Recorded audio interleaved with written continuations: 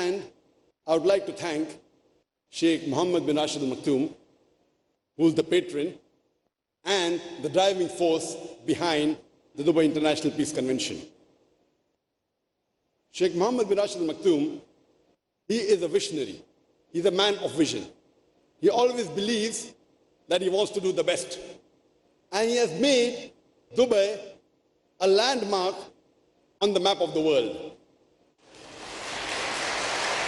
We have the tallest building in the world, Burj Al Khalifa, the tallest hotel in the world, Burj Al Arab, the biggest mall in the world, Dubai Mall, the fastest lift in the world, the longest toilet in the world, the biggest aquarium, and the list goes on and on. There is an additional feather in his cap for organizing this Dubai International Peace Convention. This Dubai International Peace Convention is the largest Islamic convention in the Middle East and happens to be one of the few large Islamic conferences held in the world. More than 50,000 people, mashallah, attend over a span of 3 days. And more than 100 million people watch this convention live on Dubai TV, Peace TV, and other satellite channels.